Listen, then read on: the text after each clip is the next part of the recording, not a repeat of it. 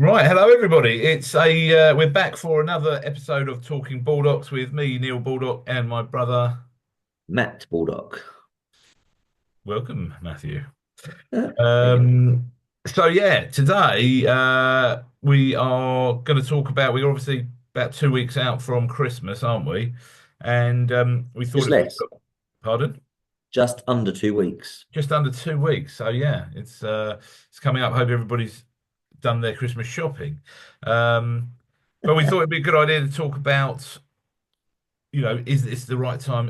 Should you be slowing down and sort of relaxing now into Christmas, or is it the time to actually ramp up efforts and carry on right up until the day? So, what's your thoughts, Matt? Well, first of all, I want to know, have you done your Christmas shopping? Partially, Okay. but don't worry, I've got it covered. No, yeah, fine. Okay, there's still plenty of time. Home delivery is brilliant, isn't it? Um, so yeah, it's that. So we're on the 12th of December, and it's kind of around December time. A lot of people think, shit, I haven't done any planning for the new year. So listen, we can do the rah rah. You should have all done your planning for next year in September, but ultimately, a lot of people won't, right? Because they're busy working in the business, they have time they're on the business. So two things. It's not too late, I think, and the plan doesn't always have to start on the 1st of January. Let's always, if you I even don't, this doesn't inspire you to do something today, and you end up doing your planning on the 3rd of January, fine. It's better to start late than never. It's just best to start doing something. But so get some of you. If you haven't set your plans out for January, you need to. But by the same token, that doesn't mean you need to stop work now. It's not okay, do I carry on going trying to drive business in December or do I plan for January? It's really a bit of both. Um, and if you've got a team, you talk about how you kind of siphon those job responsibilities out. And if you're by yourself, tough. Some of the day you've got to focus on your business, and some of the day you've got to focus on actually still driving it forward. Yeah, 100%. I think the thing is what we obviously what we're doing now is going to set us up for our our first quarter of 2025 and well, even probably into the first half of 2025. So yeah, we could put our feet up and have a few more mince pies, trying to stay off those as much as possible. But I of think course, that's not really the best idea. I think the one thing for me is like even if basically, I'd be speaking to as many people, and we're telling our team to speak to as many people as we can right up until the day the office is closed. Because even if people aren't moving right now and they're saying, look, obviously, I'm too busy to have you around for evaluation now, but I'll be thinking about that again in January. Um, Having that touch point with them, having that conversation with them can only be a good thing. People don't they don't literally, if people are thinking about moving, they don't literally sort of think, I'm now not thinking of moving just because it's Christmas. They might also have Christmas on their mind, but they don't erase the fact that they're thinking about moving from their mind. So therefore, having a conversation with them about it and keeping it actually fresh in their mind, can only be a good thing, in my opinion. Yeah, no, 100%. And there is still business out there. I mean, I check, obviously, right move every day. Other agents are putting houses on the market. I put one on Tuesday. I've come into the morning meeting today. It's a Thursday, just for reference. I found out we've agreed a deal. We've got another instruction. We've got two valuations today. I've got a signed contract to launch something on the 6th of January. So yeah, there's people moving, and it's not. I know I don't really want to get too bogged down in this Boxing Day nonsense, but Well, I was going to ask about that, so we might as well. well, the weird thing is, I had someone phone me the other day and said, "Is it true that I can only launch my house on Boxing Day?" And I said, "No, of course not." Because I want to get moved sooner. Um, and she said, the other agent were charging me 1.5%, but they've told me if I launch it on Boxing Day, they'll do it for 1%. And I said, "Oh, well, call me psychic, but have you been speaking to Connells?" And she was like, "Yeah, yeah, of course." And I get the Boxing Day thing in terms of getting people to sign terms to launch, because basically you've got to hit a target in December. So it's just getting people to sign your terms because then you hit your target. I think they've got the wrong end of the stick with saying you can't put it on the market till Boxing Day unless they're really keen on winning the pie chart for that day. But you will have people that want to come on in the new year. And there's nothing wrong with getting a pre-contract signed, right? So, I mean, we take commitment fees, so it's a bit better for us here. So then if there's any time to take a commitment fee and literally, a literal commitment fee, it is to list something in December that's not going to launch to January. Because if someone's given you a few £100s in December, they're going to definitely still want to go ahead in January. So it's actually a good. You can get your photographs booked for the new year. You can get your proper information questionnaires done. You can get, say, the terms signed. So you can get everything up and running and going from there. So even if you like, we don't launch on Boxing Day because we don't work on Boxing Day. So I will be doing my clients a disservice, right? Um, but if you can speak to people now, you can come to market before in December. I still maintain at the minute we have buyers rather than viewers. If someone is going out looking at properties in December, then I'm fairly certain they're serious. They're not just looking for something to do, because lots of things to go and see in December. But if somebody is wanting to say, "Oh, look, we'll do it in January," well, okay, look, just come January, everybody's going to want to come to the market. My photographer's going to be booked up. Why don't we get a date in the diary now? And then also you've got all this paperwork to fill out. You're going to have some time off over Christmas. You can take your time to do it then. Yeah, so as you say, there's plenty of conversations to be having. There's plenty of business still to be done, but there's plenty of conversations to be had with people that even if you're not going to list it in December, you can list it in January, but let's get everything set up now. Yeah, definitely. I think that, I mean, the simple fact is there is always business to be done. It doesn't matter really what time of year it is, does it? There's always some business to be done, and there's always conversations to be had. Um, And actually, now's a great time to be speaking to people because you can ask them about their Christmas plans, and it's actually a conversation piece to give you a reason to call and wish them well before the end of the year. So there's absolutely no excuse really for not phoning someone because there's always something to talk about. Just Same on with the on the Boxing Day thing, sorry, I was just going to say the funny thing about that for me is I get why people do it because of the spike in traffic. But it is whether it's the right spike in traffic, isn't it? Because um, just because what the public psyche is not is, oh, it's Boxing Day, let me look for a house.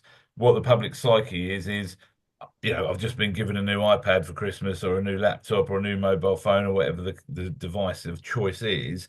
Um, and so what I'm going to do is go onto one of the most well-known websites in the UK and browse them. So, and don't get me wrong.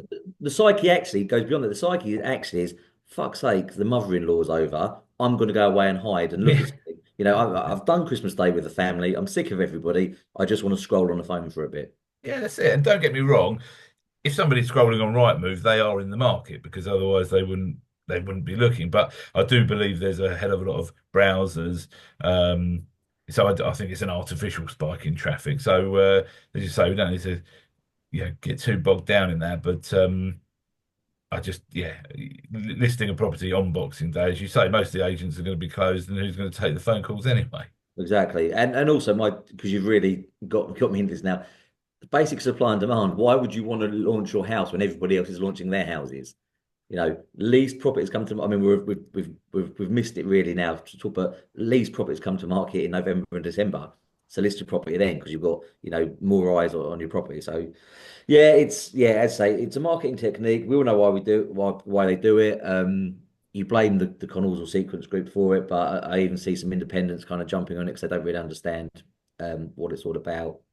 But it's done anyway. So we're not doing that. However, we are still speaking to people. And the other thing is, sorry, what I want to mention is touting, and prospecting. Because again, a lot of people, you get to mid-December, and I know a lot of people turn their tout letters off because they think, oh, people aren't going to want to swap agents this time of year. Great. What they might want to do. So our policy is if we take a property on the market that's been on with another agent, because we don't do multi-agency here because it's bad for the customer, is that I want that house to come off the market for a couple of weeks to basically let the market forget about it. And that works for the seller, right? Because actually it's December, it's coming up to Christmas. They might not necessarily want people over, they've got different plans. So if you're reaching out to people still and when they're talking to you, you're saying, look, I'm not saying I'm going to sell your house today, Mrs. Smith. What I'm saying is, why don't you just take it off the market, enjoy Christmas, let's get all our terms agreed. Let's get the photographer booked in, and we're going to launch you as a new property in the new year and go from there. That's another thing we've done. And again, so I've just I didn't check my emails yesterday, so I've had a lady call up off a letter I've been sending, and she's basically said, "Look, it's Christmas. Please stop writing to me, but can you phone me to arrange to come and see me in the new year?" And there are people out there like that. Oh, we all know. Sadly, January real spike in divorces. The new year, sadly, a lot of we get people pass away depending on the weather. And again, if you're just in people's consciousness because you've been leafleting still, or you've been sending them letters if they're on the market, you don't know what people have got kind of planned in their head. So if you really want a good January, you need to be at the front of people's minds in December. Yeah, yeah, definitely, and that's it's all about staying top of mind, isn't it? And the funny thing is, like you say about the letters, she said, "Oh, she's obviously been keeping your letters," and Yeah. the digital marketing specialists out there would probably say, "Oh no, this doesn't happen anymore." But people do still receive a piece of direct mail or a leaflet and think, "Oh, I'm not going to do that this side of Christmas, but in January I'll give these guys a call." So they stick it on their fridge or their notice board or whatever they've got. You know, I know we're in 2024 going into 2025, but that does still happen. People do still hold on to physical marketing assets and pin them to their fridge. So, I, I, um, Mate, 100%. I was at Simon Ledbetter's course yesterday, the 30s of marketing in one day. Really good course, recommend it to anybody. And I haven't got the booklet on me, unfortunately, but the stats he showed for direct mail are crazy high. So it's like the third most the third best marketing method or something. So yeah, I mean, one thing he did say is it needs to be a mix of everything. But direct mail definitely works. And the other thing, interestingly, he said it, and Rightmove, I've seen them speak, and they've said it. In terms of where you spend your money, they reckon spend 60% on promoting the brand and 40% on trying to get the direct sale. So we're saying, so we're spending money obviously on sending letters to people, so trying to just grab that sale there and then. But as you mentioned, being front of mind, so you should still be pushing the brand through December. And with social media now, you don't actually have to spend money necessarily to do that. Um, but people have got a bit of time off, right? People are going to sit down, they are going to scroll their phones. So make sure your social media. I mean, I've already scheduled our Happy Christmas, Happy New Year, all those kind of posts. Obviously, we do some organic, off the cuff stuff ourselves as well, which we'll no doubt do. I'm hoping to get you in a Father Christmas costume. Um, yeah, well, it's been done before. yeah. So, and that's kind of stuff. So, attention is out there. People are going to be a bit bored over that Christmas period. So get some stuff out there. And even if you just want to schedule some stuff, having something is better than having nothing. So brand awareness can really ramp up, I think, during December. Yeah, no, agreed. I think the other thing we were going to discuss people should be looking at doing ready for the new year, and sort of an exercise we've been doing. If you want to hit the ground running in January, is prepping your team and making sure everybody's clear on their individual role, their individual target, what we expect of them as a team member, what they need and what they can expect from us in return as well. If they hit those targets, what they will get for it, and sort of almost re-motivating your team, um, but just making sure everybody's clear on what their role is, what they're expected to deliver, and how we're going to do that. Well, yeah, and I think it's a two-way street, right? So the team need to be clear on your expectations for the year. Basically, I've become a poet now. Um, But also, you as the employer want to be clear on your team's expectations, but also their hopes. What do they want to do next year? How much money do they want to earn in 2025? Are they looking to get promotion in 2025? What they looking to do. So if really, December's a great time to sit with them and say, look, what are your plans for next year? This time next year, where do you want to work? Because if it's not here, and that doesn't mean, oh, I'm leaving. It's like, well, look, I've always had this career to do this. Okay, cool. Well, you need to know that. We're all adults here. Let's have a conversation. But what job role do you want to be doing if it's with us? How much money do you want to earn? Okay, well, I want to earn 50 grand and I want to be a senior sales consultant. Okay, great. Well, fine. Well, in that case, you need to bank this much money and that's going to get you there, Or to be honest with you, I'm all right next year. I think I just want to take it easy. If I earn 35 grand, I'm happy. I'm live at home with mum and dad, whatever you get. Great. Just so you know, if you only bank 35 grand, that means we've only banked this. That's not going to work for us. Yeah, And, exactly. and it's fair because listen, people will spend a lot of time working. So it has to work for them, but also we pay basic wages, so it has to work for us, and that's an acceptable conversation. But I think if you can just know exactly what they want, what you want, and marry up the two, then there's no nasty surprises kind of come January. Yeah, no, that's right. And obviously people can only work to expect, like, if they don't know what you expect of them, it's quite hard for them to deliver that because, well, because they don't know. No one's told them.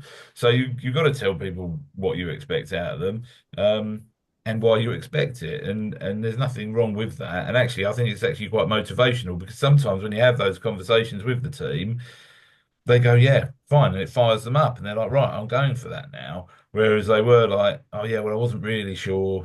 I'm just coming into work every day. I'm just sort of doing the doing, and I'm not really, striving. And it's, sometimes as a business owner, you think, well, why? Why is everybody not in here every day, banging out the phones, hammering business, going for it? Um, well, because people have different motivations, like you say. Sometimes it's the money, sometimes it's always money. If we're brutally honest, because it's always they want the money to provide something for them. So whether they want the car or whether they want the holiday or whether they don't want to work as much because they've earned the money and now they don't need to. Personally, everybody says, "Oh, money's not my motivator," but they come to work to earn money. So in some way or shape or form, it does come back to the money. But if they're not clear on how they're going to get to that money or what you expect them to do, then of course, sometimes they just don't know how to get there. Yeah, no, exactly. Yeah, exactly. So it's just about everybody being, for the use of cliche, everyone being on the same page. This year's done. You could have had a record year this year and fantastic, but that year's done. So, you're only sadly in sales, you're as good as your last month, but you're also only as bad as your last month. So even if you had a record month, sorry, a record year, you still need to have everything planned for next year. And if you've had a shocker of a year, which people have, and that's okay because I know you don't see it on social media, but people have had bad years. Well, then you need to make sure you've got everything in place. And I would say if you've had a real shocker of a year or a bad year, I would hazard a guess that you hadn't had your clear plans and structure and expectations at the start of 2024. Mm. And if that's the case, if you listen to this and you're going, no, hands up, I didn't set the expectations at the start of 2024. It's been a bad year.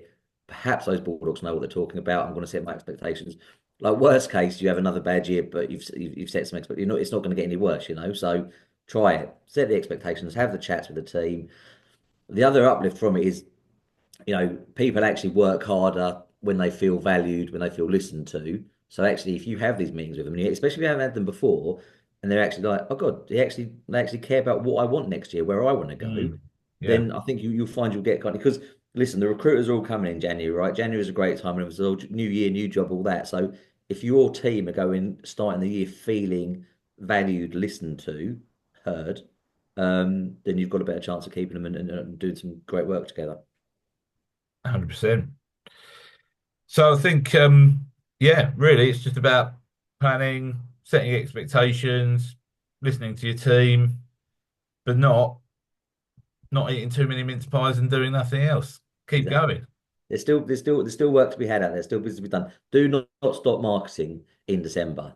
Let's say do not stop marketing ever, really, but do not stop marketing in December. There's some people who've got some time on their hands to look at their phones. Make sure you're in front of them. 100%. Well, I guess we should wish everybody a very Merry Christmas. Actually, there probably will be one more podcast before Christmas, won't there? We've still got, yeah. So I've jumped the gun a little bit there, Something on a little bit there, but Neil. I'm going to wish people Merry Christmas twice in one year, so no problem. You're a generous Um, man.